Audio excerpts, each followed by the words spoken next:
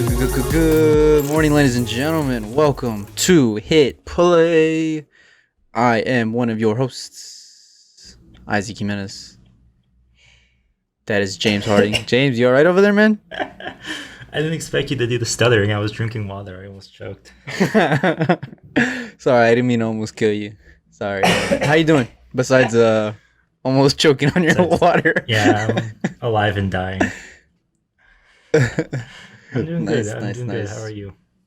I'm doing well, man. Doing well. I'm excited for movies to come back, man. I just saw what was it? A Quiet Place Part 2 just grossed Quiet 60 Place million. Part 2. There's the Opening Conjuring weekend? Part whatever. Yeah. Yeah, so 60 million opening weekend for a horror movie. It's pretty good. So I think we're starting to get back to some normalcy. We'll start getting some reviews out hopefully on this podcast. Yeah, true. But today we're doing another analytical Blast from the history past. lesson.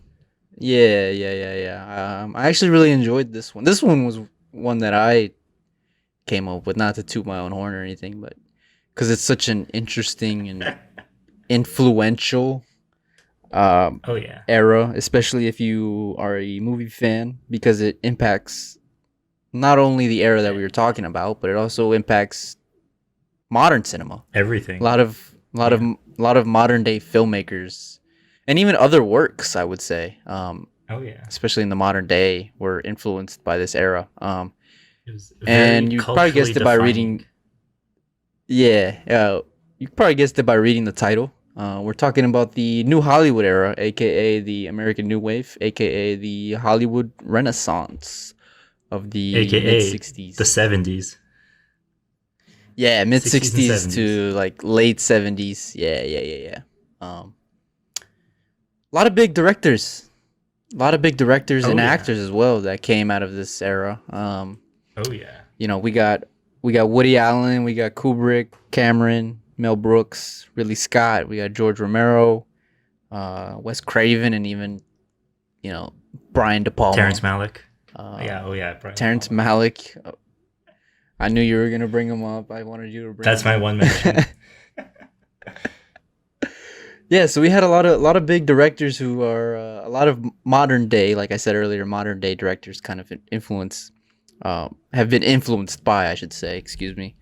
But we're gonna be breaking down 4 over the next 2 weeks, Woo. and the big 4, I guess you could say. That I don't think it's bold of me to say that when you think of American filmmakers, these are the first. One of these first 4 pops into everybody's head immediately.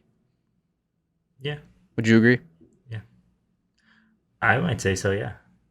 You would have to probably go to a foreign country and ask that question to find out, but yeah, I'd Yeah. say so. Yeah. We were talking about the big 4 of Spielberg, Lucas, Coppola, and Scorsese. 4 of the But greatest American filmmakers of all time. Really. I mean, we could sit here for 30 minutes and just preach about them, but which we're gonna not do gonna anyways. do that. For We're the gonna next sit here for an hour and a half. But we decided to take it easy on you guys and in the audience and break it down. So today we'll be breaking down from Spielberg and Lucas, who 2 of the most commercially successful filmmakers. Oh yeah. Especially of their era, but of all time Not as well. even I of mean, their era, obviously, of all time. obviously Lucas kind of stopped directing after like 3 movies, basically. So, but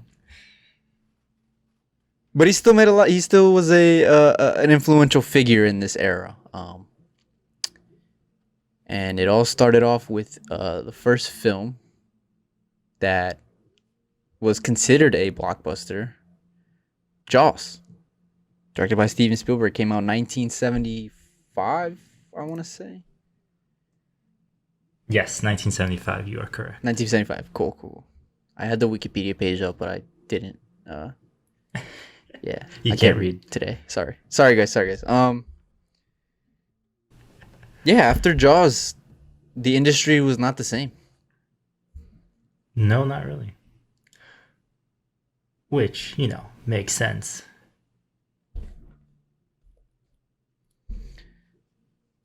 Yeah, Spielberg, the most commercially successful director of all time. Not adjusting for inflation, but everything. Even if you did adjust for inflation, he would still be number one. Do you want to know the other? Could you guess the other? I'm gonna think. I mean, The other top James 10? Cameron. James Cameron's gonna be up there.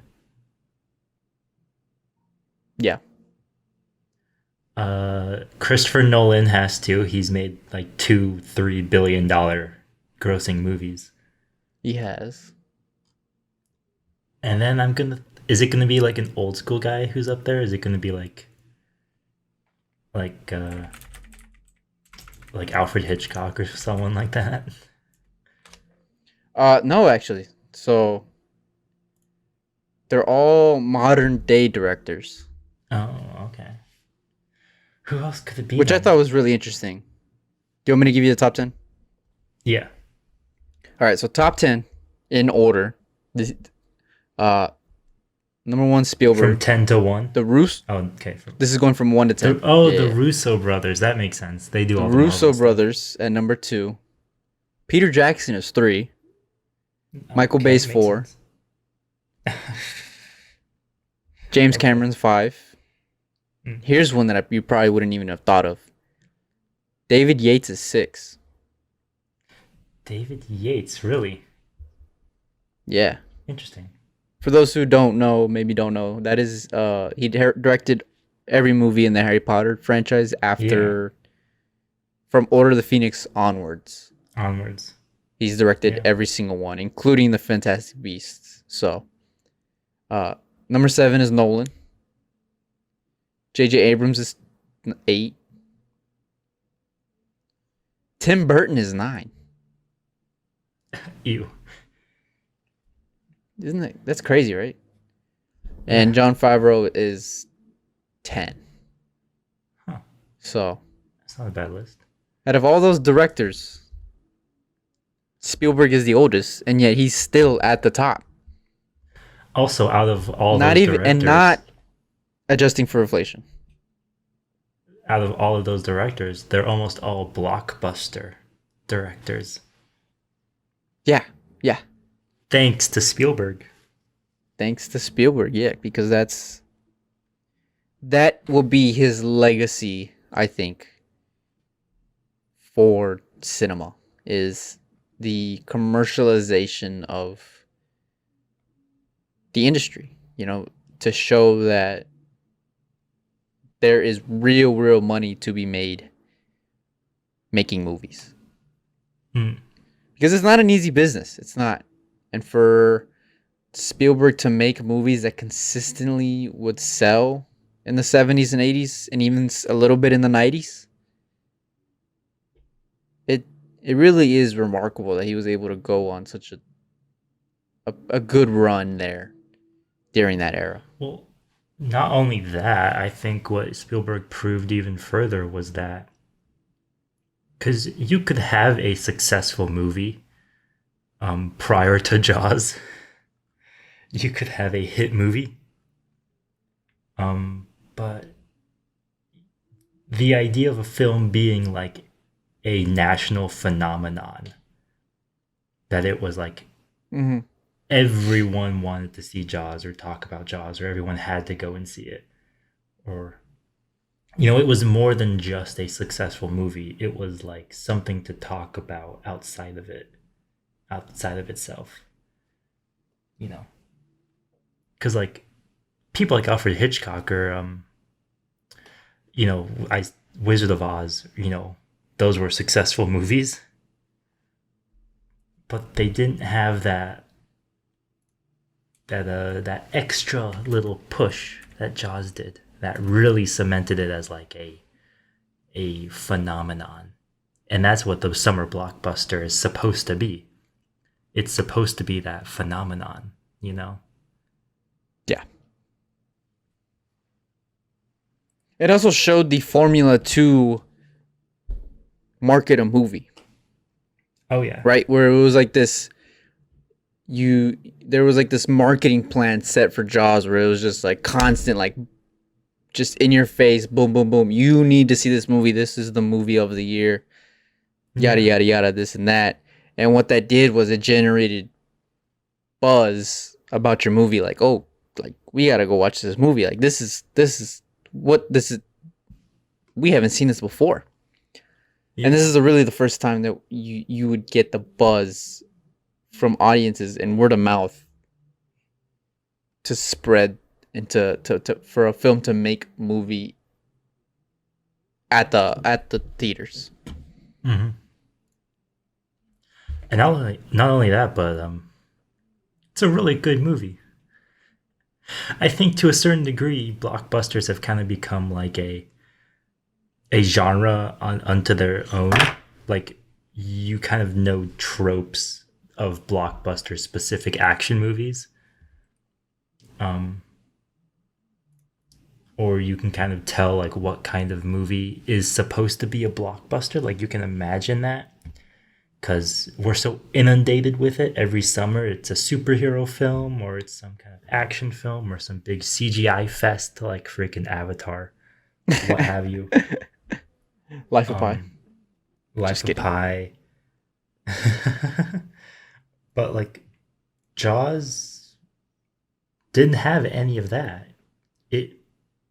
Its only merit was that it was just a well-made movie about a shark. Mm-hmm. Which, for the time is big enough. Nowadays, you might watch it and be like, oh, the animatronic looks kind of stupid. But for the time, it was big enough. It was a big deal. Yeah. And it sold.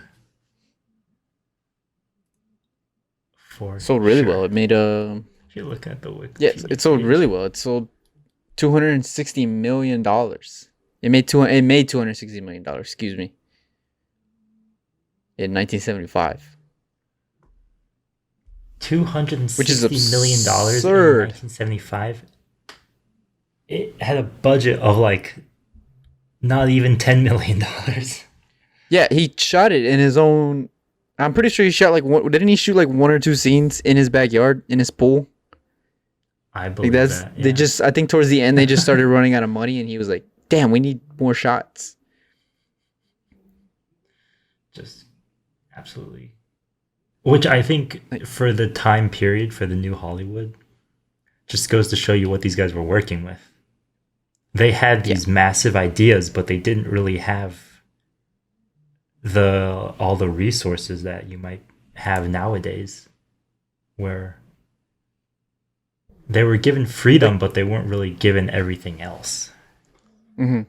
Yeah, yeah, because the so kind of like a history of the new Hollywood era. The reason this era came to be was because a lot of younger filmmakers were kind of tired of the old Hollywood system. Mm-hmm.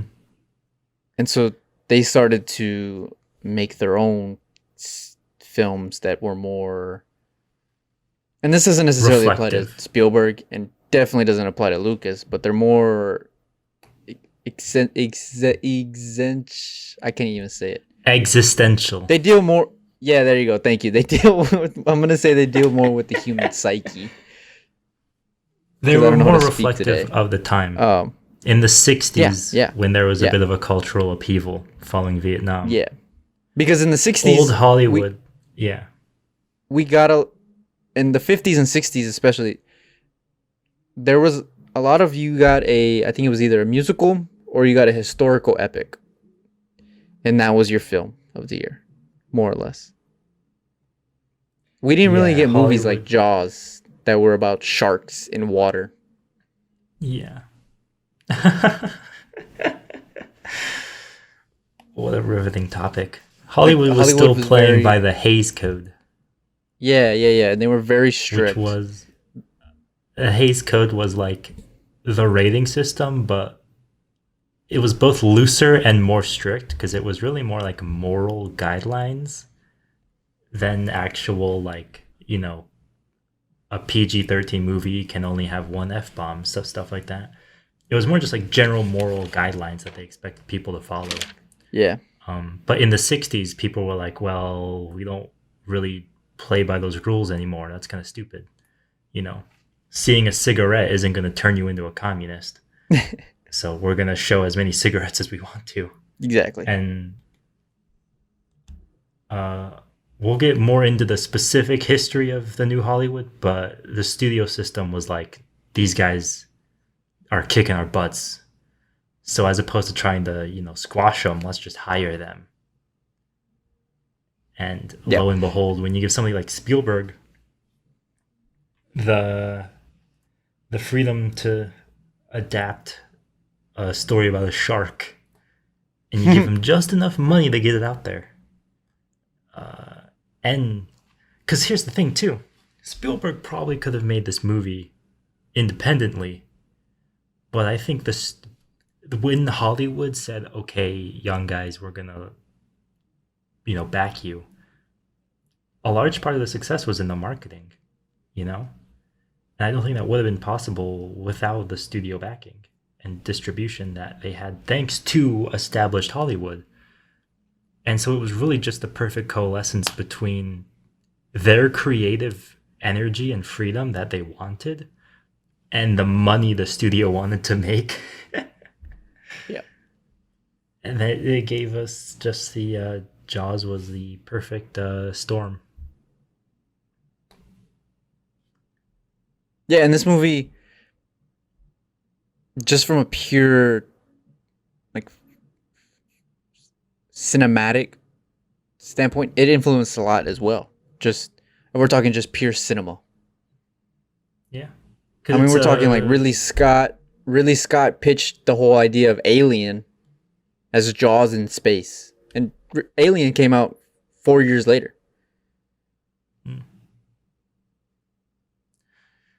I mean, it's just the classic story of man versus nature. Mm-hmm. Our greatest enemy. One of our greatest enemies. Second only to man versus man. The tale as old as time. But another film that really, I think, well, I don't even think I think it's a fact, is Star Wars. Star Wars in 1979? 77. Shit. Okay, cut that out, Tim. Well, it's so close to 1975. It's so close to Jaws that you can tell that the studios were like, okay, well, if these guys can market the film like this and be a success, we can take the risk and market this film like this and it will be a success. And nobody thought that Star Wars was going to be a success. Yeah. There's the But it famous, turned out that way. the famous blunder by 20th Century Fox at the time, now 21st Century Fox. Lucas was able to retain his merchandising rights, his licensing rights, and had a contractual agreement to do sequels. No And he studio only had is the ever right going to to give do that. any filmmaker those rights because But they gave it to of him this blunder. because they thought it was going to fail. Yeah, no, exactly. like- Yeah, that's my point. Which is just hilarious.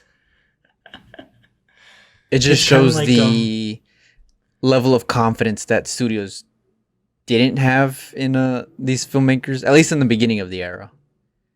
Oh, yeah. I think once we got later, 'Cause- they kind of started to realize, like, okay, maybe these young directors actually know what they're doing.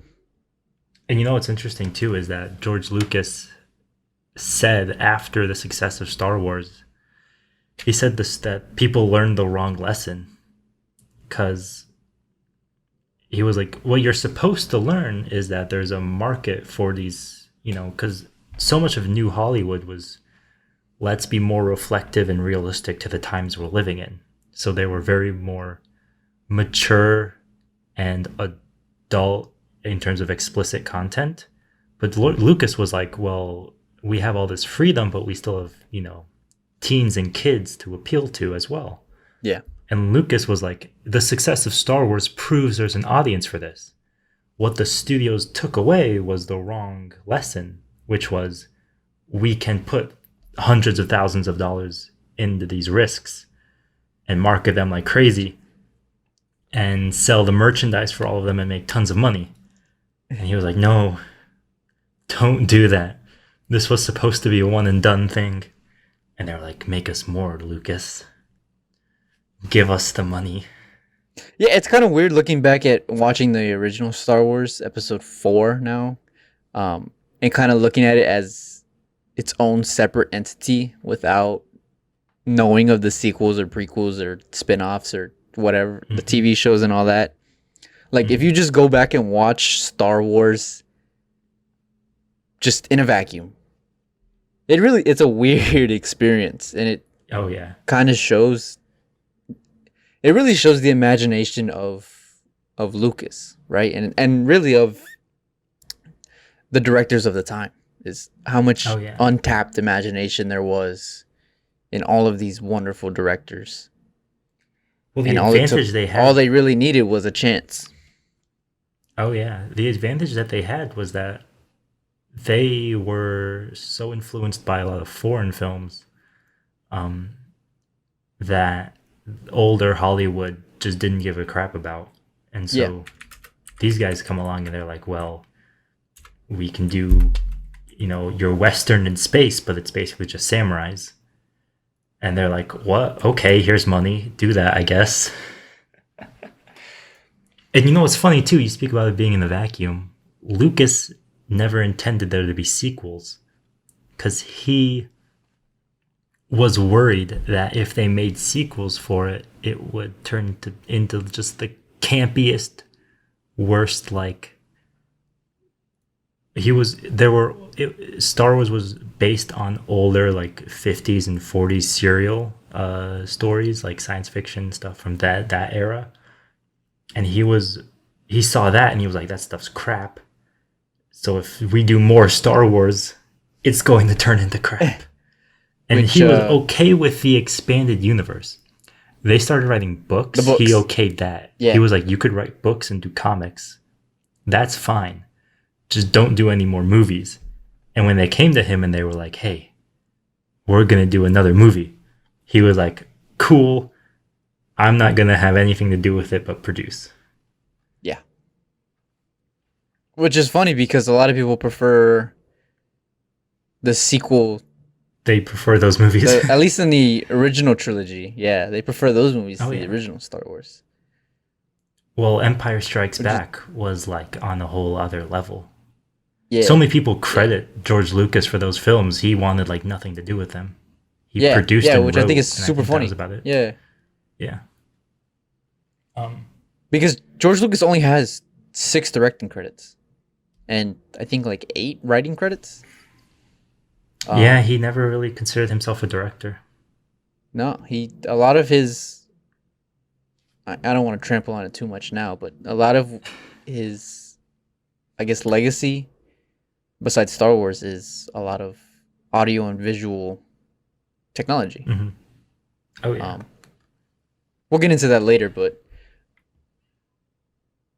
that was more his forte as a filmmaker. Well, I want to get back to Spielberg and kind of go back and forth. Well, now let me ask you this. Okay. Yeah. This is kind of a subjective question, but I'm gonna ask it anyways. Has Star Wars aged well? Yeah, I'd say so. The original, like just the first film, just A New Hope, or do you mean the original trilogy? The original. I was referring to the original trilogy, but I mean, the original as well, I guess. Answer that question however you want. I think the original trilogy has it overall aged fairly well. Mm-hmm. I just think Empire Strikes Back aged better than Return of the Jedi. And better than A New Hope. I mean, I'm not like, I don't really hold them in super high regard as like pillars of filmmaking. But I would put, because here's the thing we have to realize, since we weren't alive at this time. You wouldn't consider them cinema, you would consider them movies? we wouldn't consider that, but at the time, they 100% were. I Yeah. remember my Yeah, dad yeah, yeah. telling me, he was like, when The Empire Strikes Back came out, people were like, well, this is going to win the Oscar. It was nominated for Best Picture. It was like the front runner to win that year. We look at movies like that today and we're like, they're going to get nominated for Best Special How Effects, are and you that's even it. there? Yeah. We don't even consider those Oscar worthy movies, but at Well, the yeah, cuz time, like it was like expected. yeah, like speaking on blockbusters, we just saw this recently with excuse me, Black Panther was Black Panther. nominated for Best Picture. Everybody was freaking out. Yeah. And whether or not that was warranted, that's a whole other debate I don't really feel like getting into because it's a waste of time.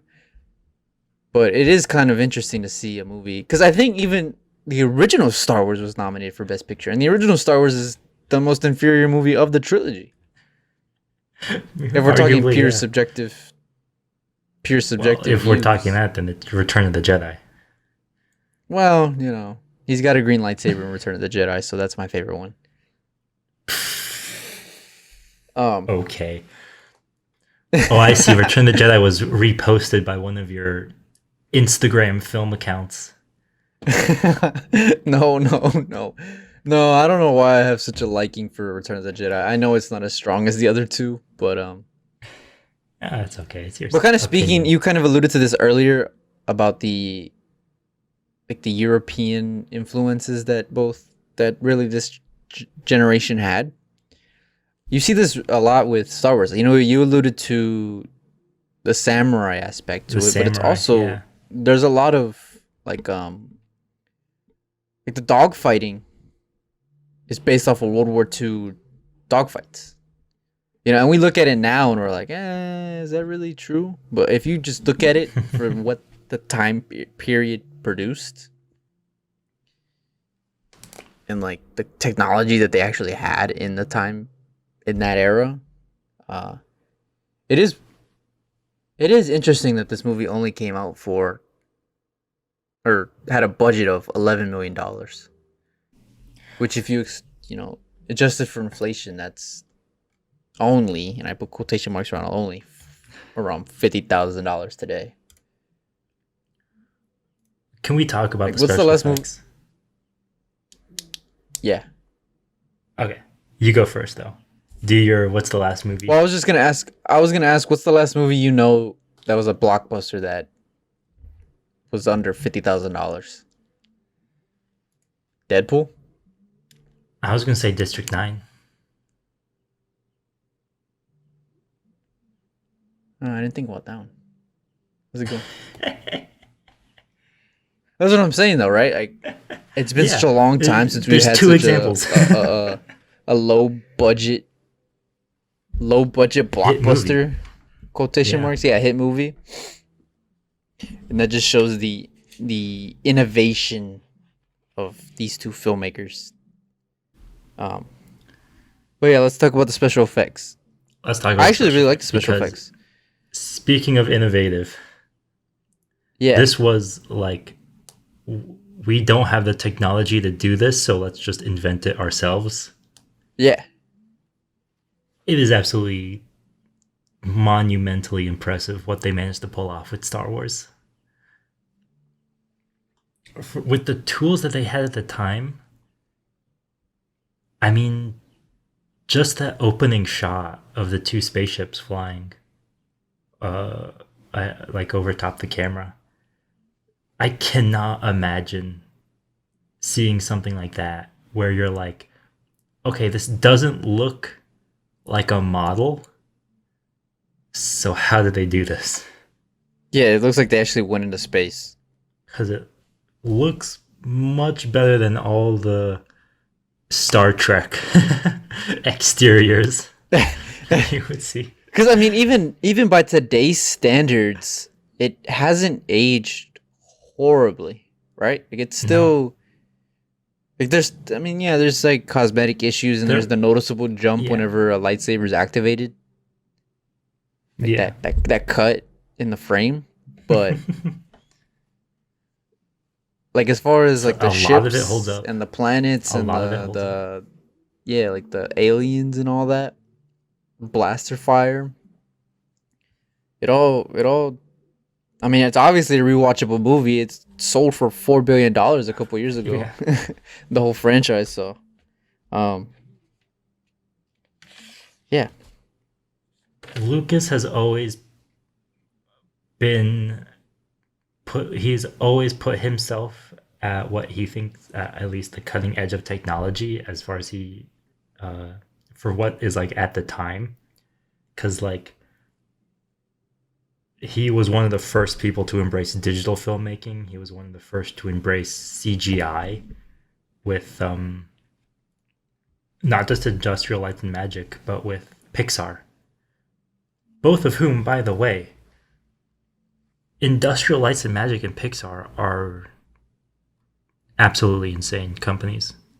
That attitude of we don't have the technology for this, so let's just invent it, is still present in both of them today. yeah, And it's part of the reason why I think they're so insanely successful. They don't really have much competition. yeah. Pixar was Industrial Lights, a, yeah. I believe, the computer division of LucasArts at one point, right? Like the, Mm, I think like the founders or something like that. mm. And then it was Which is it which is branched crazy. off into its own thing. And then it was bought by Yeah, Steve Jobs yeah, of yeah. all people. Yeah, yeah. I did read that. It was that was crazy. Yeah. You know what's also absurd about Lucas Mm, that I found really interesting? Um, so American Graffiti was his second film and the one that came out before Star Wars. yes. It was I don't know if you went to go watch it, but it was so weird to go back. I wanted to watch it because I just wanted to see something other than Star Wars of Lucas's, and Yeah. there's also THX 1138 or 138, but I really wanted to see American Graffiti, and it is such a weird thing to be like. In 3 years, this guy's gonna be in control of the biggest Hollywood. franchise of all time. Yeah, Yeah. yeah,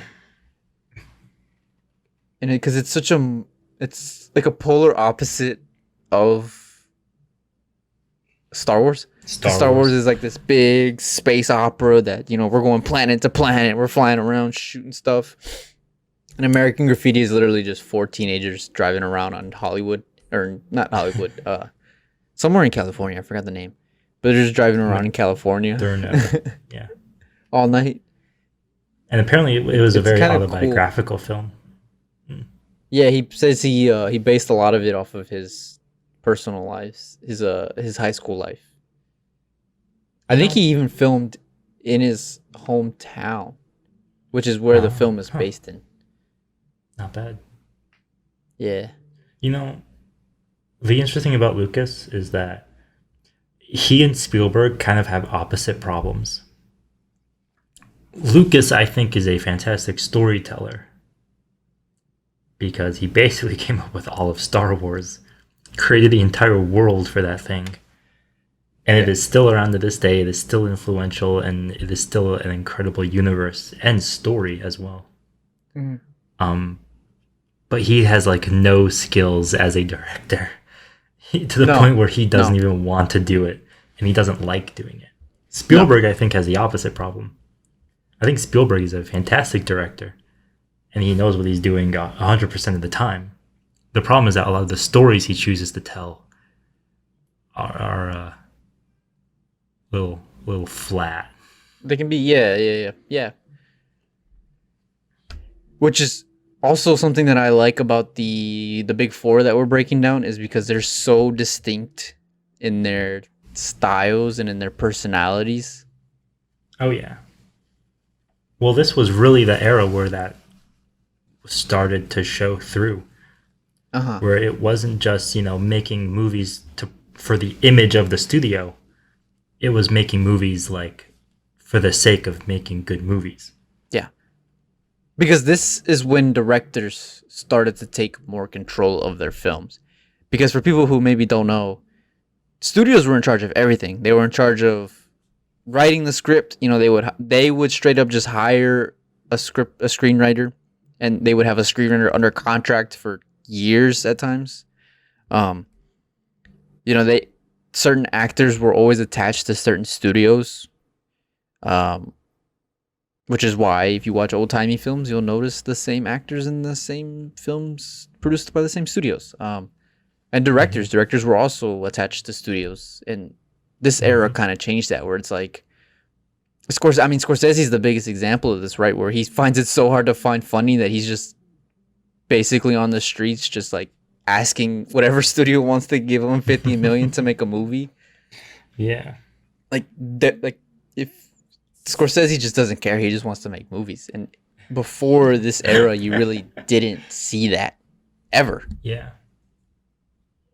Well, and Lucas is probably the of all of the directors from this era. I think Lucas walked away um, with the most freedom out of everybody because everyone talked about, oh, creators have rights, creators are going to have control over their products, but Lucas had even more than that. He had the right to pretty much everything.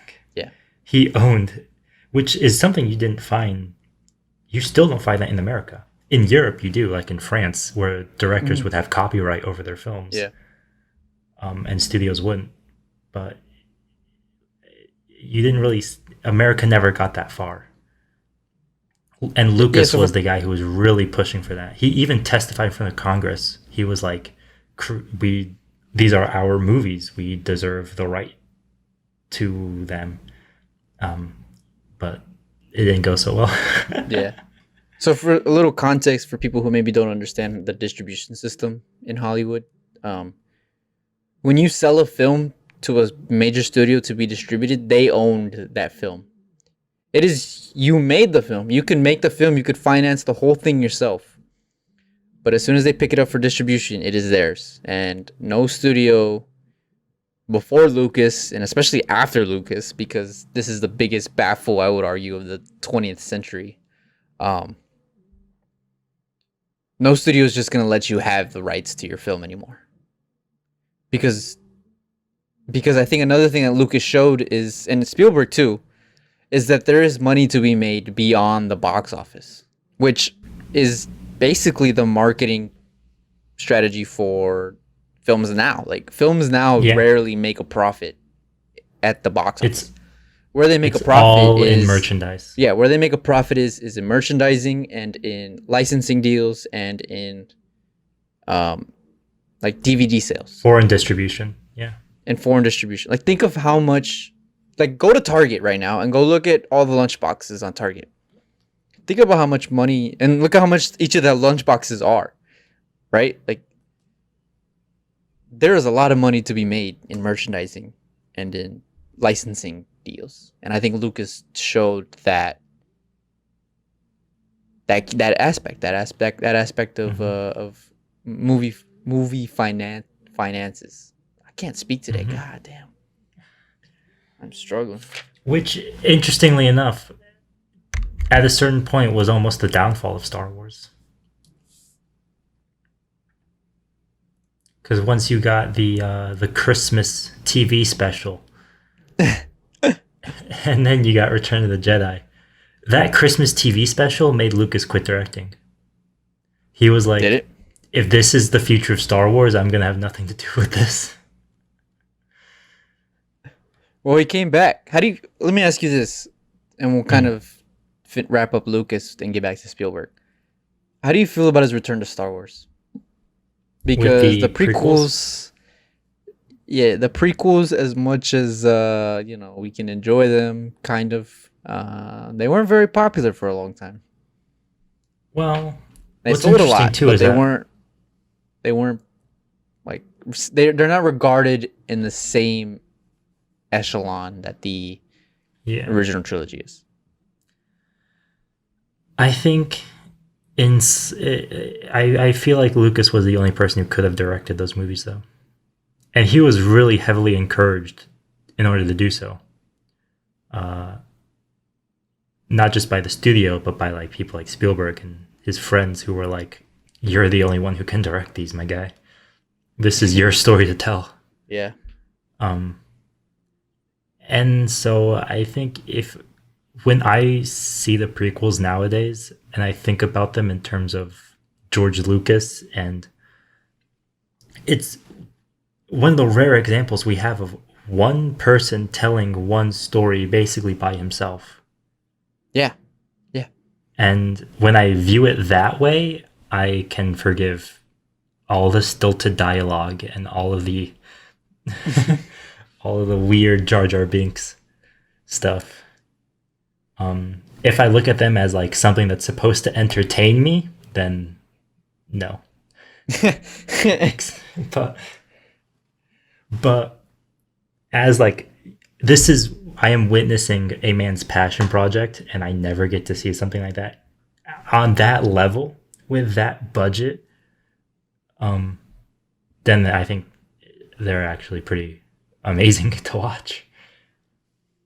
Technological innovations aside, because the prequels has way more innovation behind a lot of the CGI in it than I think we give it credit for having. Yeah. But that's just, that's a topic for a different time. I will say this for Lucas, and I'm not the biggest Lucas fan, I'll be honest with you guys. I appreciate the man for what he's done for the industry, but it is, despite all of the flaws that the prequels have, which, we can sit here for 2 hours and poke holes in every single one of those 3 films. They're original. They are new ideas from his brain that he presented to us. And I don't think you can say that about anything that has come out of Disney since they bought Lucasfilms. We are still getting Empires and Rebels. We are still getting X-Wings killing Death Stars. We're still getting Emperor Palpatine. Existing for some reason. Yeah, we are getting nothing original from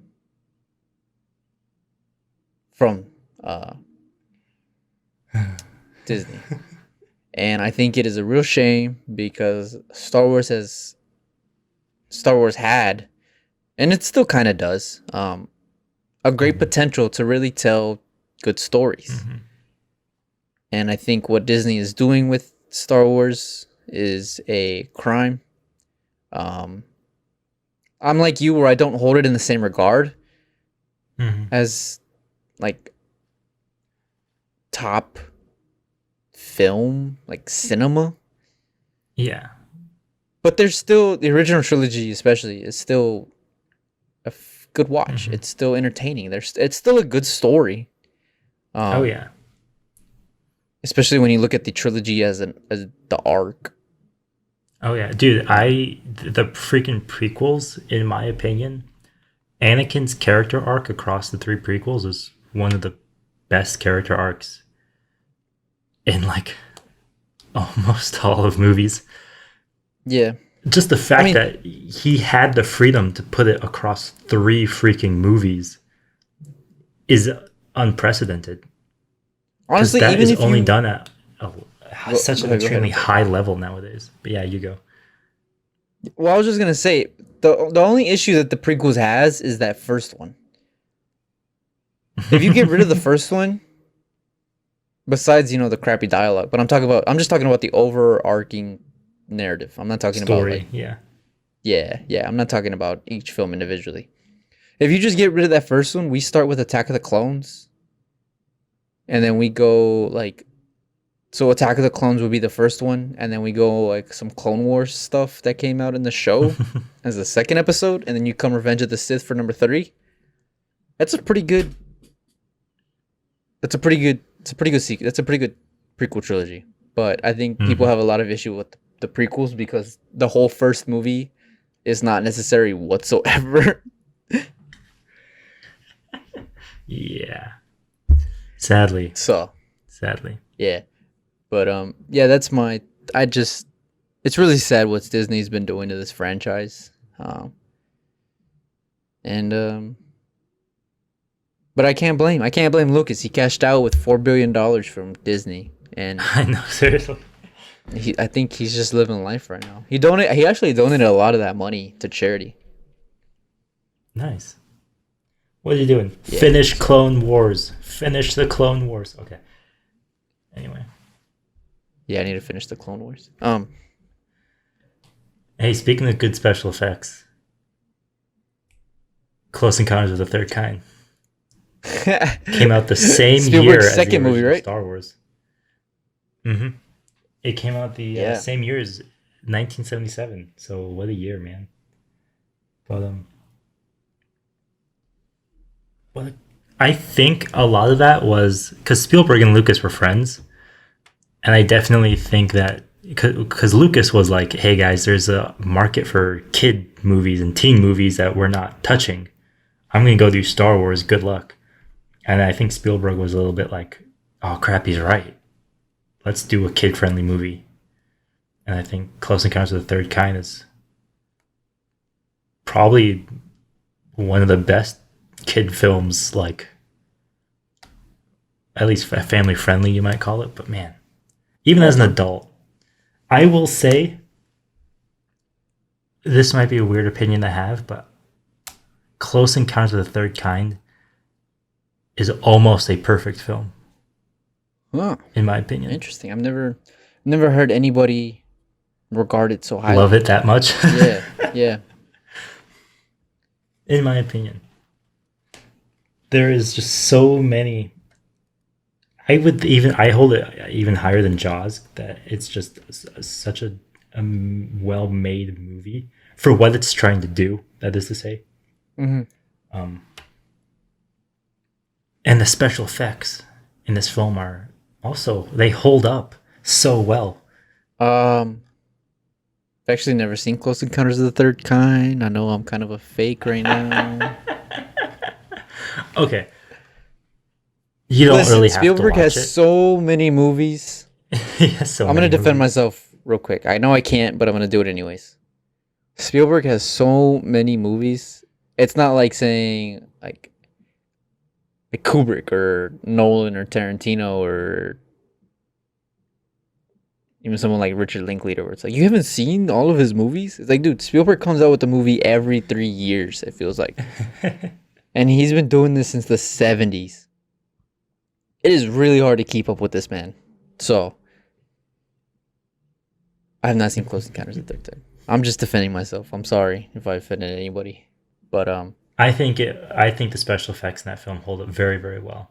Because this was getting to the point where your quote unquote your practical effects were getting a little more impractical, where you weren't just having like, like in Star Wars, they had models, but they still had like people in suits on set. And Close Encounters is a good combination of those two as we're moving more towards the digital era of special effects in filmmaking. But there are so many shots in Close Encounters, like especially towards the end, where the giant alien ship shows up and communicates with the humans, and it's like this looks like the scaling on this is just so perfect. It looks real. It looks like, I don't know, they just did it so well. It's hard to explain. It's one of those films where I love it so much that I can't talk about it because I don't know where to start and don't know when to stop. yeah. But for the new Hollywood era, I think this film is very definitive because for Spielberg at least, it marks that it more so than Jaws. Jaws defined the summer blockbuster, but I think Close Encounters really defined the rest of Spielberg's career because it was like, okay, now I have my place in Hollywood. I have the 4-quadrant summer blockbuster. The Indiana Jones, the E.T.s, the Jurassic Parks.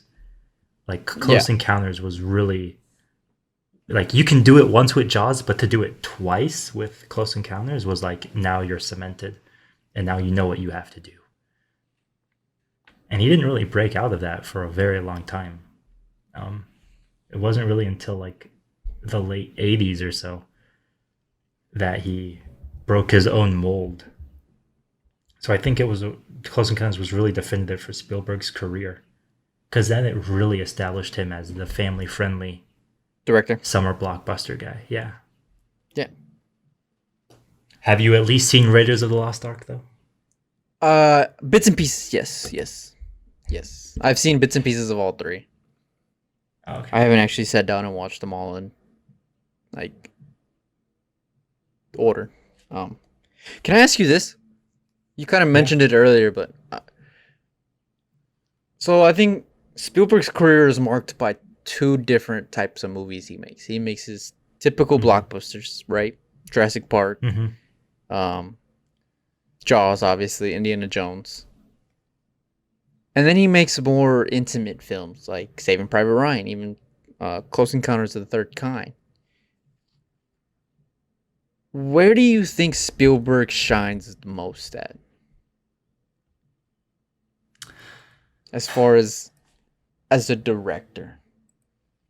So I actually I you asked a good question, but I think you had the wrong idea. Cuz I think that Spielberg has two parts to his career, but as opposed to two different kind of films, he has like a first half and a second half. And I think it was really like you can really define Spielberg's career from like pre or post Schindler's List. Because I think after Schindler's List, he was like, okay, I've won the Oscar, dust my hands, I've gotten that out of the way. Now I'm kind of just going to make whatever feels interesting. And that was mostly those kind of more intimate drama films, because that was when you got Saving Private Ryan, you got Minority Report, you got freaking Catch Me If You Can. Adventures of Tintin.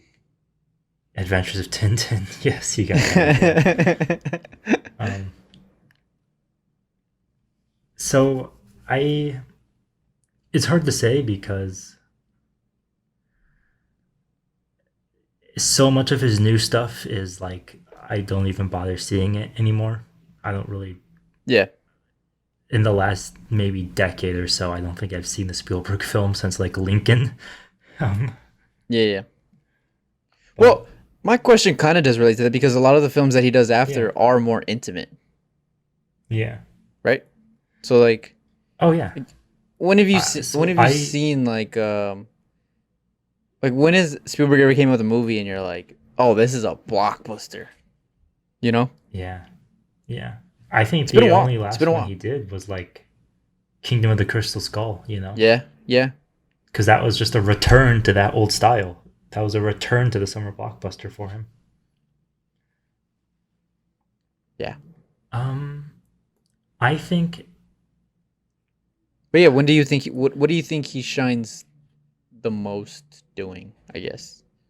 I think he shines the most doing the older New Hollywood era stuff, the summer blockbusters, the Jaws, the Close Encounters, E.T., Raiders of the Lost Ark. I think those movies are, I would hold those up as pillars of good filmmaking.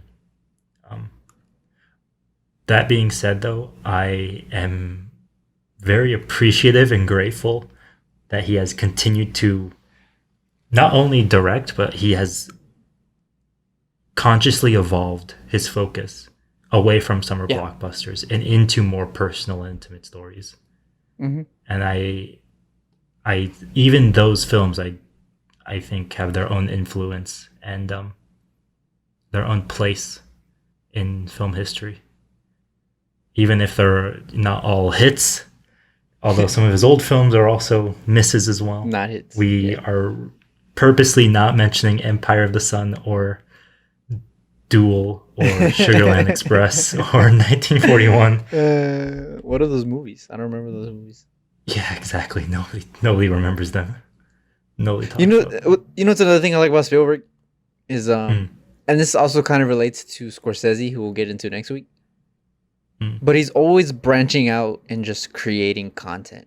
Like he founded Yeah. DreamWorks. He delved into TV with Banner Brothers, and then he went to the Pacific. Hmm. He and even within the medium of film, he's not limiting himself to just narrative. Like or not a live action narrative. Like He did he did the Tintin. BFG. He did Tintin. He's done Ready Player One, which is kind of a weird movie for Yeah. him to have directed, but he directed. I guess you could consider live action as well, but I'm not. Um, Yeah. but he's always just doing something different, Hmm. and I think Scorsese is similar in that because Scorsese, especially in his heyday, was doing like commercials. He was doing uh Hmm. like a TV episode here or there. You know, he produced an entire series for HBO, Vinyl. He did Michael Jackson's damn. He did Michael Jackson's music video for Bad. Like Hmm. these guys just like to create content, and I Oh think yeah. Spielberg is the example of that. Of like just a filmmaker, just a filmmaker, just someone who Just wants well, to I just think it make. speaks more than anything. I think it speaks to just the attitude that the new Hollywood era was born out of, which is Yeah. art for art's sake, good movies for the sake of good movies. These guys just loved filmmaking and they loved making movies, and they were willing to invent new technologies where old Hollywood wasn't. They were willing to tell riskier stories where new Hollywood wasn't, or old Hollywood. Um, and it makes sense that all four of these guys, even if they don't have the most successful careers anymore, they're still willing to do new things Mm-hmm. because they've always had that spirit of, well, we just love making movies. You know, I don't care if this is going to be a success. I just want to make another movie. That Yeah. seems like their attitude, and it hasn't really failed them too badly, has it? I got four ex-wives I need Has to it? pay alimony for.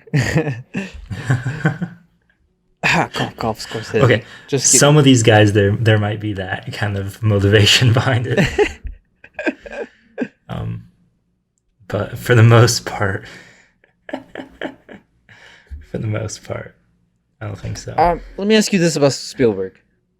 So Okay. a big complaint that people have of his films, besides being simplistic to a degree, is that they're often super emotional, and you just kind of get when you watch a Spielberg movie at times. Some of his movies, I'm not saying all of his movies suffer from this, but you're always bombarded with emotion. Do you think They can that be is melodramatic. yeah? Do you think that's a warranted criticism, or do you think that's just the stories he chooses to tell?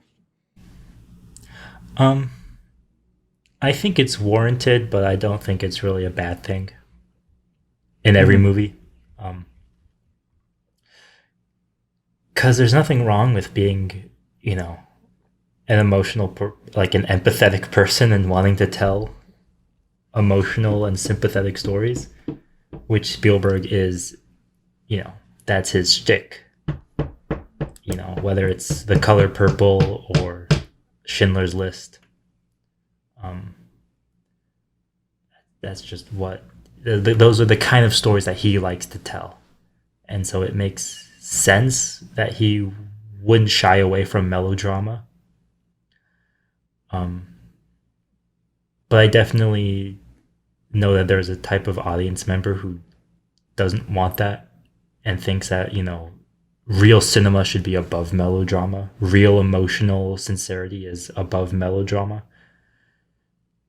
Um, and I think there are times where that criticism is warranted, like in Schindler's List, where it's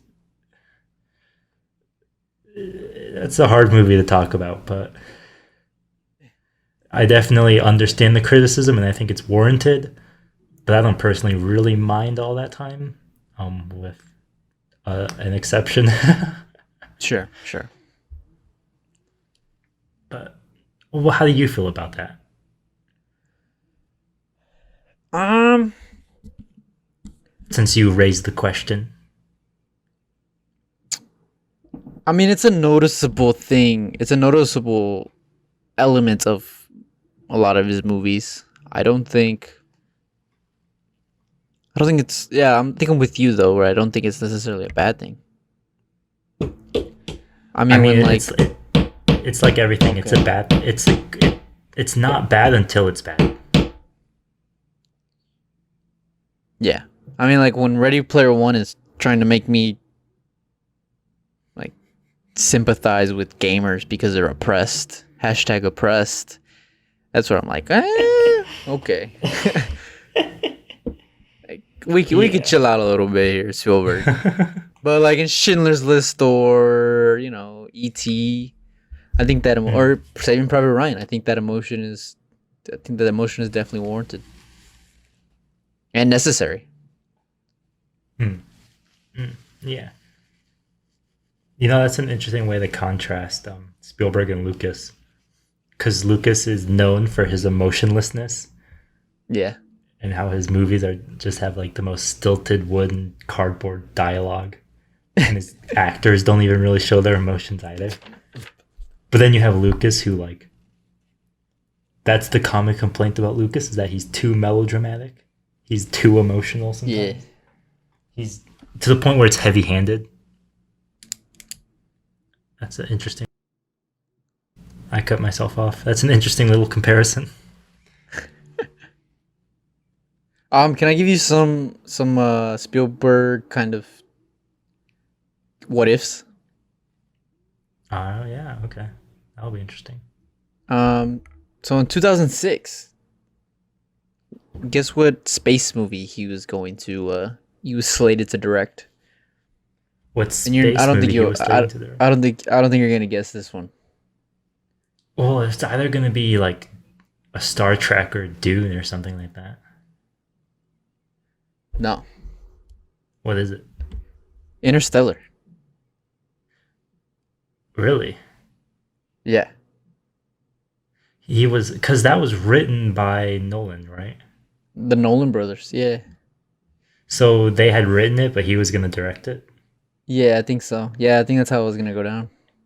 And you know what's funny too? Also, when now that you say that, Interstellar, because Nolan is one of those directors who's also known for his emotionlessness. I think we had talked about that in our episode. Yes, yes, yes, yes. But Interstellar has that father-daughter relationship, which is like textbook Spielberg. He would have really hammed that up, right? Oh yeah. I mean, even people that was people's main criticism of the film was the emotions are too heavy-handed. You know, Audrey, what's her name?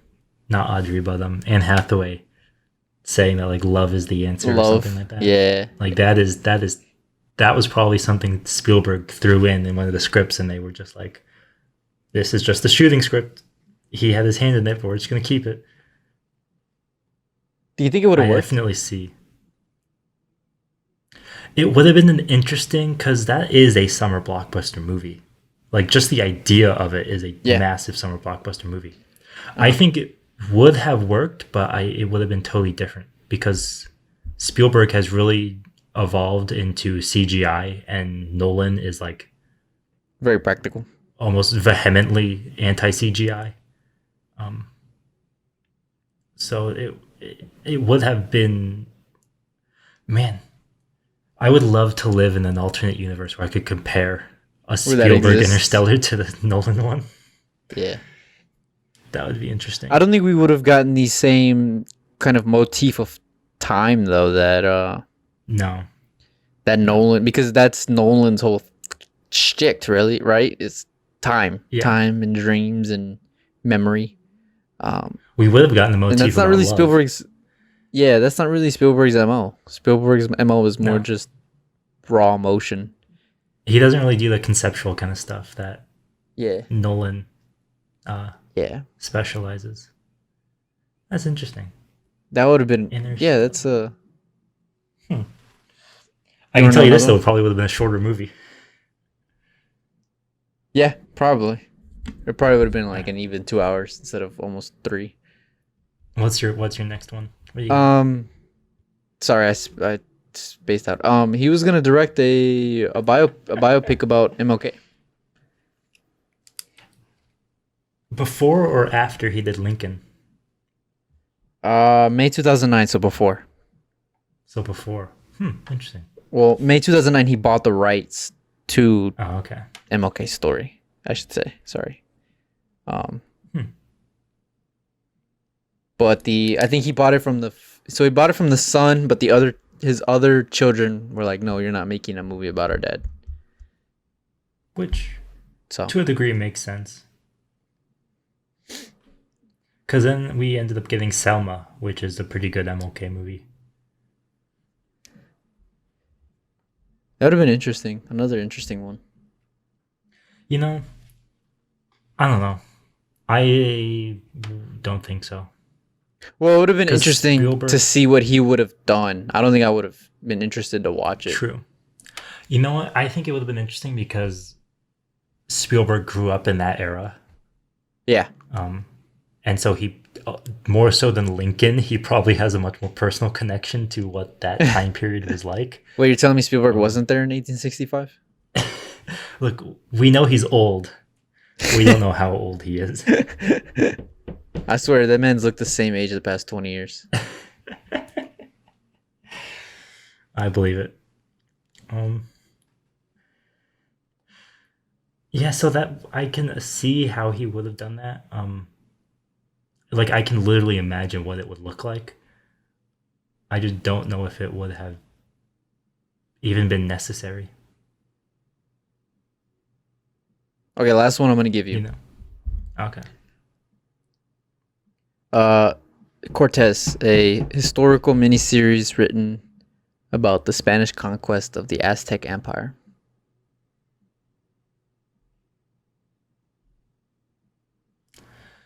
Javier Bardem was attached to play Hernan Huh. Cortez. That's interesting. Yeah, I don't know if that would have gone over well.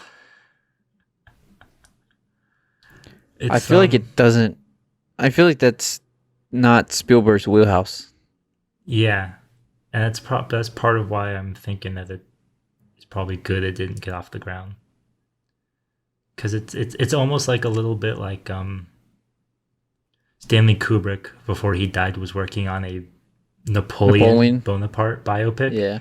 And when you read the notes for what it was supposed to be like, you're like, this is maybe too much for what you can. We don't need this much from you. And I don't know if a TV series about the Spanish conquest is really what Spielberg should be. Well, you never know. I mean, he did freaking Kingdom of the Crystal Skull, which has, what is it, Mayan? I think it's either Mayan. Yeah, something like that. Yeah. Inca, yeah. Something like that. Which barely passes as, good enough. It also had aliens, so So, I don't know if it works yeah. as much. Yeah. What can you do? Yeah, that's interesting. Do you have a specific Spielberg film that you like? Do you have a favorite? I was just about to film? ask you, what do you think is his best work? His best. If we're talking work? pure I mean, best work that his name is attached to, it's Band of Brothers. okay, that his name is attached to Band of Brothers. Yeah. That Yeah. he directed himself. I would still say Close Encounters. I'm gonna say Tintin. Really, even over. No, Saving Private Ryan? I'm not gonna say Tintin. I can't believe you thought I was being serious. I'm so upset. Did you like that movie, or is it just a meme? It's just a meme. Okay, I wasn't sure. The first time you brought it up, I was like, man, he's being so sincere. He really likes Tintin. I actually think the second Jurassic Park is his best work. No, I'm just kidding. Oh my god. Dude, You want to talk about a perfect movie? Jurassic Park. I think Let me tell you, man, I can quote that movie like scene for scene. It's such a good movie. I don't know. I don't know I, what would be his best. What I would consider his, because I mean, it would probably have to be Private Ryan in my eyes. mm, yeah, you know, Wait, wait, Spielberg. wait, wait, wait. Okay, can I give Oh, you a honorable mention for best work under his name? okay, go ahead. Monster House. The Unironically, animated film, this is the unironic. Dan Harmon Yes. animated one. Man, I barely remember that movie. That was Dan Harmon, right? Uh, Written by Dan Harmon. Yes. Okay. Directed by Gil I Kennan. I barely remember that movie, but if he produced it, that's pretty cool. That is pretty cool. That's what I'm saying though about he's always trying to like do new things. It's pretty cool. Oh yeah. Oh yeah, for sure. You know, Um, Spielberg, he's interesting to talk about because he has such a like his legacy is not specific. It's really hard to mhm. pinpoint.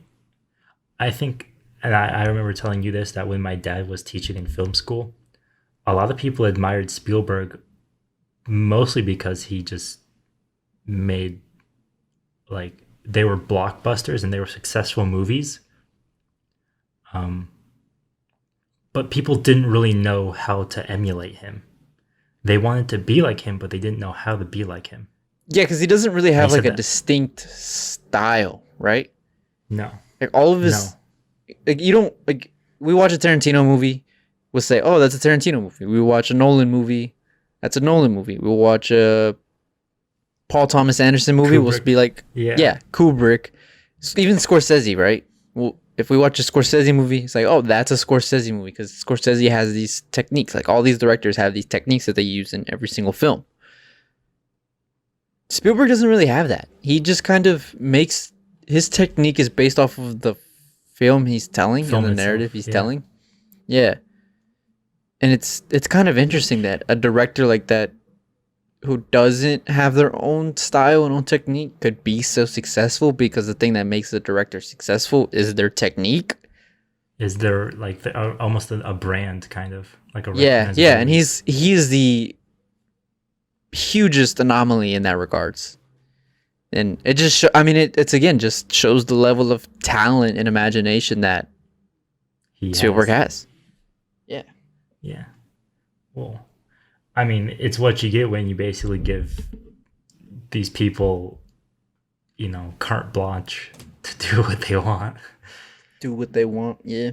Yeah. Especially back, we have to remember in the new Hollywood era, these films are so ingrained in our um like cultural like knowledge of what we know as um there's a word for it and I don't remember what the word for it, but these films are so ingrained into us. Even if you're not a Star Wars fan, you know of Star Wars. Yeah. That it's hard to put yourself back in a time and place when this was new, when this stuff hadn't been done before. Where it was like the dude getting eaten by the shark in Jaws was like people would call the cops because they thought he killed a guy getting eaten by a Yeah. shark. Yeah. And you're just like, it's one of those things where it's like you're so used to it that you go back and you watch it and you're like, I've seen this before, but that's because everything I've seen has been inspired by this. Correct. Yeah, I mean, Um, Star Wars inspires sci-fi to be taken seriously, yeah, and Jaws kind of brings along a new era of horror movies.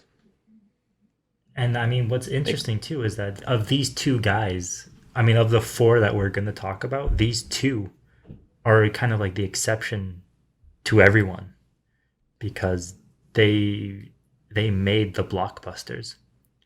A lot of these other directors in the new Hollywood era had successful movies commercially and critically, Hmm. but these two guys defined the blockbusters.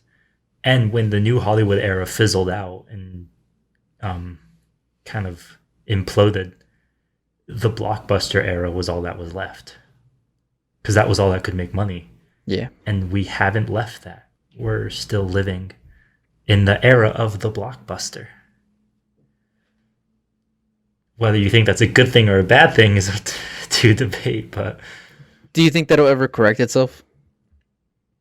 oh yeah, for sure. And I think that's why Because the it's so much reason of the that the conversation. yeah, the reason the new Hollywood era came to be was because studios couldn't afford to keep making these big budget movies. Hmm. And so do you think we're going to have that repeat itself once again? I'm kind of leaning I yes don't think we're because gonna of have it repeat studios itself. like I think we're gonna. Hmm. We're oh, talking go over ahead, each go other. ahead. You go first. You're lagging. Okay. You're lagging on my Discord. One of us is Oh, am lagging on I? Discord. Okay. Sorry. No, it's okay. It's okay. The reason why I think it won't last is because it's hard to have a blockbuster. Like, you can't really have a superhero film on a streaming service. The scale that it requires is just not going to be there. Hmm. When you can watch a movie on your laptop, as you like the effect, the movie going experience of a blockbuster doesn't translate to a laptop or to a phone or to a even a TV sometimes. And so I think just the experience of watching the film is gonna be the end of the blockbuster.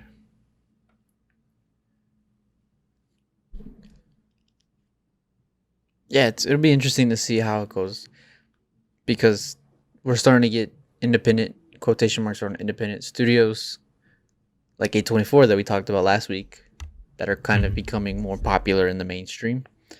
And so I wonder Mhm. if that's going to be, and even studios within big studios like Fox Searchlight are starting to gain Mhm. uh, notability. Traction. I think that's a Yeah. word. Traction. There you go. Thank you. Um, so I wonder if we're going to see kind of, I think we will see the course correction. Maybe not within the decade. Certainly not within the decade if, and the Mhm. MCU keeps chugging along. You know But I what's could see it interesting though? happening in the 2030s, 2040s.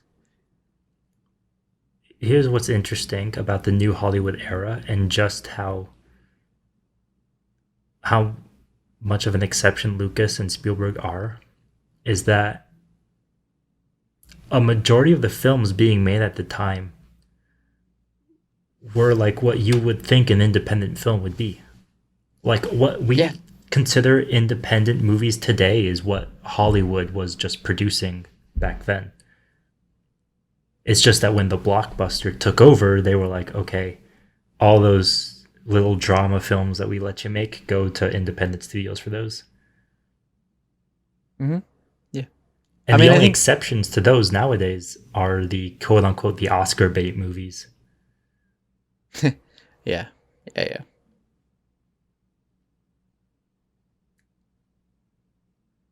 Which is why I think You were gonna say, yeah, there you go. it's so fascinating that we have guys like Tarantino, Richard Linklater, um, not even Richard Linklater, like Peter Berg, um, Hmm. who make commercially accessible films, but they also have that artistic value to them that Hmm. the new Hollywood era ushered in. Hmm. And I think what we sometimes don't really think about for this time period was that there was still an independent film scene, Yeah. Yeah. um, which was even more experimental and out there than the new Hollywood filmmakers were doing. Um, Isn't Star Wars considered the most profitable independent film? The original Star Wars, the most profitable independent film of all time, or something like that. it probably is, yeah. I swear I read that Um, somewhere because when it was produced, obviously it was independent, yeah, which is just crazy to think about now in the modern day when these movies now have close to yeah, $500,000 in their budgets, $250,000 in their yeah. budgets. Seriously, But it's crazy. Yeah, it's a funny thing. It's a funny thing. It's been really cool to research this stuff. Yeah. Any last words on Spielberg and Lucas? I think we kind of. I think that they're just great directors. It's so weird to think that like that they even did what they did. That era could exist, where directors and writers were given that much freedom, um, and it managed to be as definitive as it could have been. Can you imagine if they were like, okay, young directors, here's all this money to do stuff, and they just turned out crap. They just gave like everything was just Heaven's Gate levels of bad. Yeah. Yeah. Yeah. That would have just like killed everything. You know what the reason for their success though, right? Is the audience changed. Oh yeah. Because in the 50s and a little bit in the 60s, the audience was more high school educated, mid 30s, blue collared workers. And by the 60s, all the baby boomers had grown up.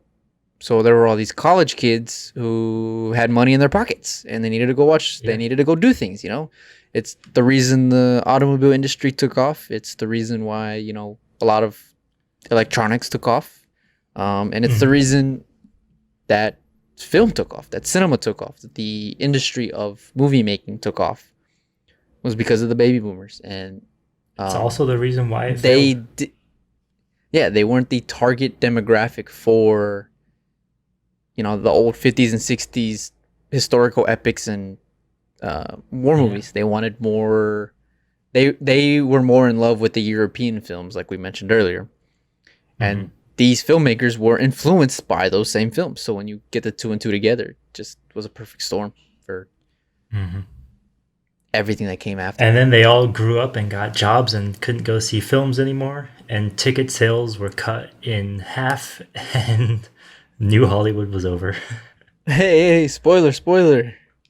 I hadn't gotten that part yet in my research. Yeah. Oh, okay. I'm just kidding. No, I'm just kidding. Oh, man. Wow. Yeah, so that's Do you have any last words on Spielberg or Lucas? No, I don't. That's all I wanted to say. So there you have it.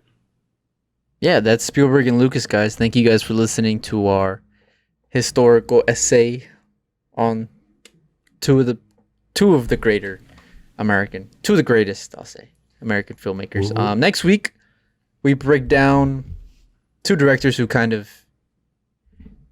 not encapsulate. They are the era of New Hollywood.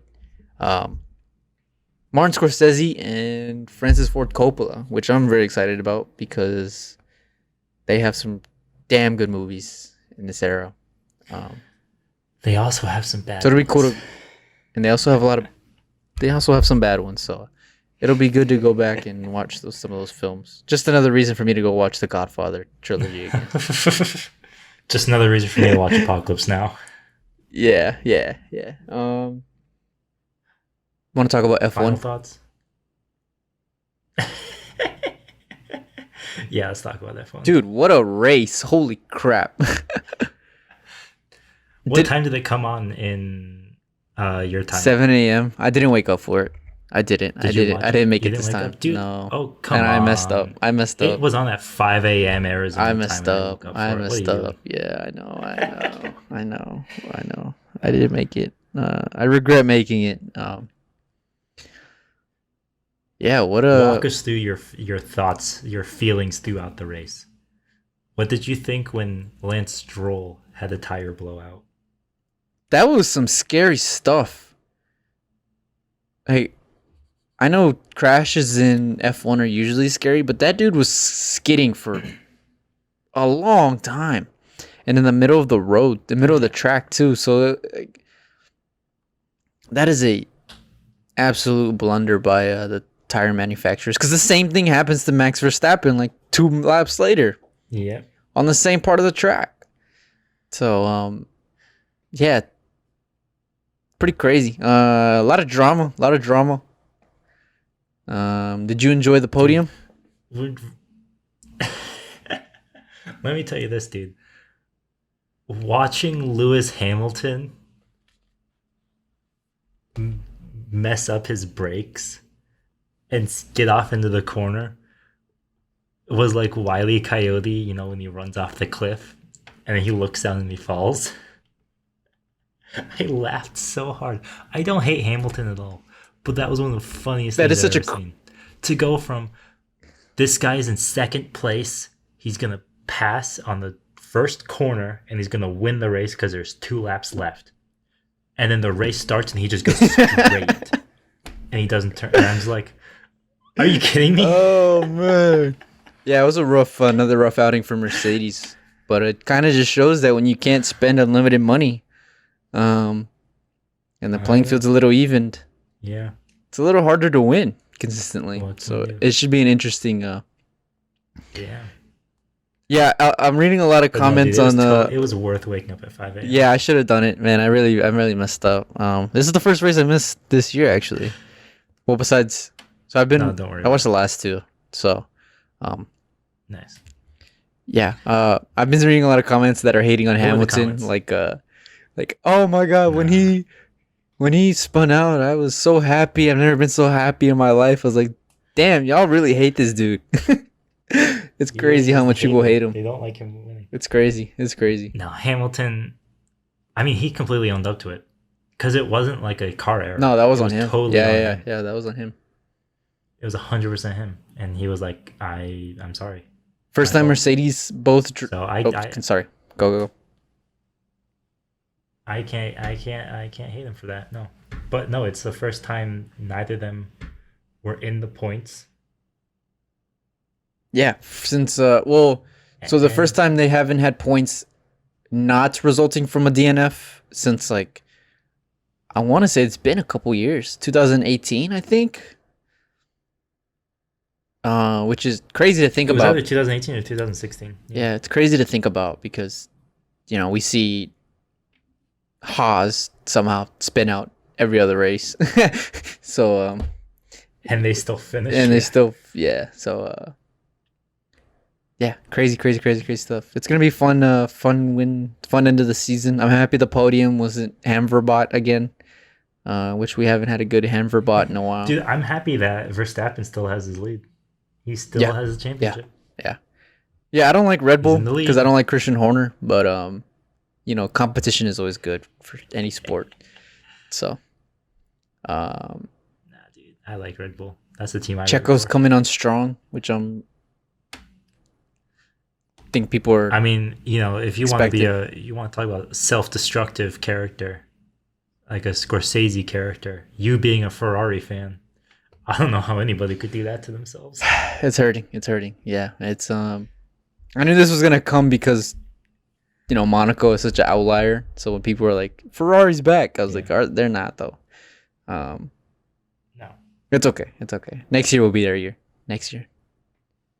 But I will say this: I feel really confident in our chances to be third because McLaren is. Daniel Ricciardo is absolutely shit this year.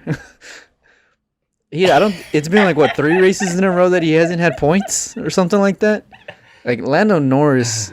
That's hilarious. Lando Norris's back muscles must be huge right now because he's just carrying McLaren. I think he's had like He's just carrying that entire team. I think he said like 15 something like that straight points finishes for McLaren, which is crazy.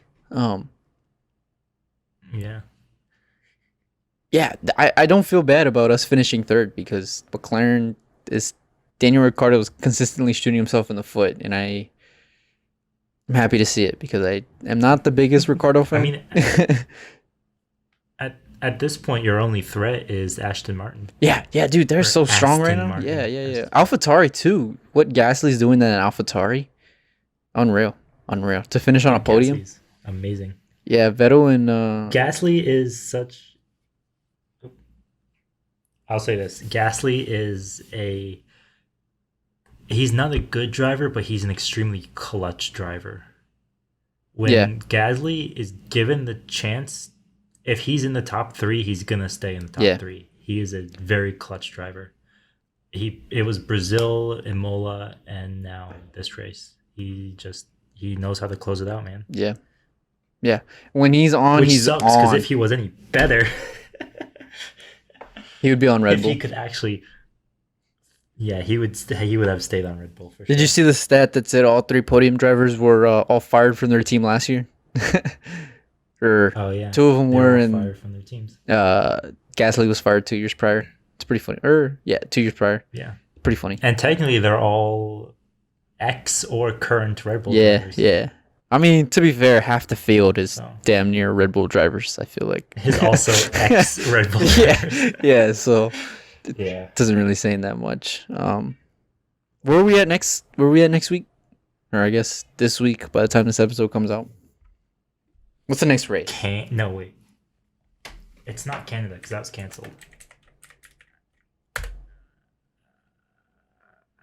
Yeah, it's Canada. F1 schedule. I could have sworn that was canceled. No, it's going to be the French Grand Prix. Canada was canceled. That sucks.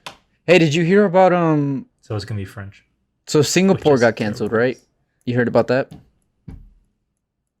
I believe it, yeah. So did you hear that? So Singapore got canceled. So they're considering doing 2 Grand Prix in Austin. 2 in Austin? Yeah. Really? Yeah. That's interesting. It's a consideration. That'd be cool. They did that last year. They did Austria and Silverstone. They did 2 races at both tracks. Yeah, and the Red Bull Ring too, right? That was 2 different. That was Austria. Oh, okay. I just know the names of the tracks. I don't know the actual countries. So it's a double header. They do 2 races. They take place at the same track, but they both have different names. There's the Austrian Grand Prix and the Red Bull Ring Grand Prix took place same track. Silverstone and British Grand Prix same track. Okay. I got you. Different names for the races. Cool. Yeah. I thought that was pretty cool. That'd be kind of dope if they come to Austin for 2 weekends.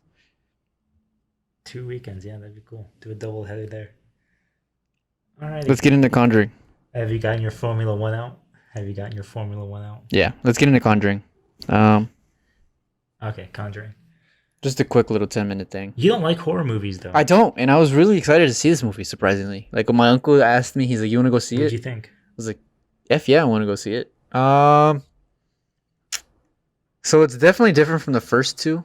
I think the last one, when did the last one come out? Like 2016, right? Don't quiz me like this, man. Hey, Yeah, you do it to probably. me all the time. Just returning the favor. Conjuring 2 came out in 2016, Okay. yeah. Completely Yes. different than the first 2. It's not a haunted house, it's a haunted. I don't really want to spoil anything for you, so I won't. But Okay. I've heard that it's more violent. yeah, surprisingly it is. I think this is The Departed. I mean, not The Departed. Why is The Departed in my head? The Conjuring going full. This is the Departed of horror films. This is The Conjuring, I think, starting to go full SVU on us, where it's like, okay, instead of houses, we're just gonna tackle cases now. Yeah. Not as solid as the. It's totally, completely fair. Yeah, it's a good, I think, refreshing spin that they need to go on in this franchise. I don't think it is as solid as the first 2, but it's still pretty good. And I enjoyed it. I enjoyed it quite a bit. I enjoy the Conjuring movies quite a bit, surprisingly. I think because they have such interesting depth to them in terms of the characters and as well as like the demons themselves. Having kind of having backstories to them and you know the Warrens, excuse me, are such a Evan cool, Rain. kooky couple. That I think this movie, relationship goals right there. Ghost hunting together. yeah, really. So yeah, I enjoyed it. That's very similar to what I heard. That's what it's very similar. Yeah, to what you I haven't heard. seen this one yet, right? It's kind of the same. I haven't Yeah. seen it yet, but my sister did, and let me tell you, she loves horror movies. Um, she said it's similar, but they definitely are trying something new. She didn't like it. She doesn't like the violence. She said that there was a lot of gore and she didn't Hmm. like that. Which, to each their own. Um, but she still said overall she liked it, and she would like to see more. I mean, I personally would love to see them just do like the Ed and Lorraine case files, just as many I as they feel like that's possibly the can. direction they're gonna go. Yeah, Yeah, for sure. Because they have that. I mean, all that material yeah. is I there. mean, they have the whole She room also said just in the she also universe. said no spoilers, although it might be a spoiler, that the exorcism scenes were really well done. Yeah, yeah, yeah. There's one in the There's first always an 10 exorcism in these minutes, movies. Yeah. Jeez. and it's Well, it's surprisingly really, really, really shocking. nice. Okay. Yeah. Happy. Good call. Vera Farmiga. Can I just shout out to Vera Farmiga? This just feels like a role that's meant for her because she has like this weird presence about her. Hmm. Like she seems like the kind of girl who in college had like tapestry and incense in her room, and Yeah. Yeah. a movie like this and a role like this where she's It's super like, kooky is fits like a glove with her. hmm it's the perfect kind of character or person where it's like they're weird and strange, but they were always nice to you. Yeah, yeah, yeah, yeah, yeah. I mean, she's in Bates Motel, and that's one of the more iconic roles that she has, where she's Mm. Norma Bates. So I feel like Hmm. the opposite of that is Lorraine Warner, Hmm. and I mean, yeah, I hope that they make these films with the Patrick Wilson and her, the two of them. yeah, they're surprisingly they play off each other super well. Mhm. Can I say Patrick For Wilson? sure. He has drip in the first scene. He's got like a big old gold chain, and I'm like, okay, okay, I see you, Patrick Wilson. I see you, Patrick Wilson. This franchise has been doing well Oh to my you, god. huh? Um, but yeah, so movie theaters are starting to open back Well, up. not They made bad. $20 million this past week at their opening week, Not bad. just pretty solid considering we're somewhat in a pandemic still. Yeah, still pretty much in a Yeah, pandemic. yeah. So yeah, yeah. That's my Conjuring take. Very well done horror movie. Not as solid as the first two, but you could do a whole lot worse than watching this one. Oh If yeah, especially if you're a fan of the characters, which I think The horror. Conjuring has Oh yeah. kind of. I wanted to present these questions to you. Do you think The Conjuring has kind of started this trend of horror movies with characters to them? Because we see this with No, I think Conjuring. Insidious did. Well, I was gonna say Insidious. I think Insidious Yeah, did. I was gonna say Insidious, Conjuring, and then most recently with It. We're starting to see more character Mhm. development in horror movies. Mm-hmm. And another movie that came out this recently was A Quiet Place Part Two, which is full character with a little bit of horror mixed in. Mm-hmm. So I think I want. that James Wan. Oop, I cut you off. No, you're good. You're good. I was done talking. Oh yeah. Oh yeah. I think that James Wan he was a really smart horror director. He did the first Insidious film, and I think he even did the Saw movies. I think as well. And the two Um, Conjurings. yeah, and so he appreciates horror in a way that I don't think a lot of people do, because he is just a master of the jump scare. His jump scares are perfect, and they're not the dumb jump Yeah. scares where it's like they freak you and then it's like, oh, but it was just a cat. No, he doesn't do that. He doesn't do that weak sauce stuff. And I definitely think he really helped shaped what horror would become with movies like, The Quiet Place. And even I would even throw like Us in there as well. Yeah. Yeah. Yeah. He opened a market for, or he tapped into the market for, I don't want to say experimental horror, but definitely more character driven horror. And that therefore created the market for, the real experimental horror, the, Midsummer. Hereditary and Us and A Quiet Place. Yeah. Stuff like that. So, yeah, for sure. Yeah, surprisingly good franchise for a era that is dominated by franchises. Conjuring kind of stands with the Titans. It's. I mean, I won't say it stands with like the DC universe or Marvel universe, but it's definitely prevalent, especially in uh, with modern audiences. Yeah. So that's that. What are you laughing about? We gotta wrap this up. My cat is going stir Okay, crazy. cool. Let me. So yeah, that wraps this up for this week, guys. Thanks so much for listening. Make sure to subscribe to our YouTube. Follow us on Facebook. Follow us on our Instagram. We have an Instagram page now. That'll be down. All those social links will be down below in the YouTube description. Until then, we'll see you guys next week. Y'all have a wonderful night.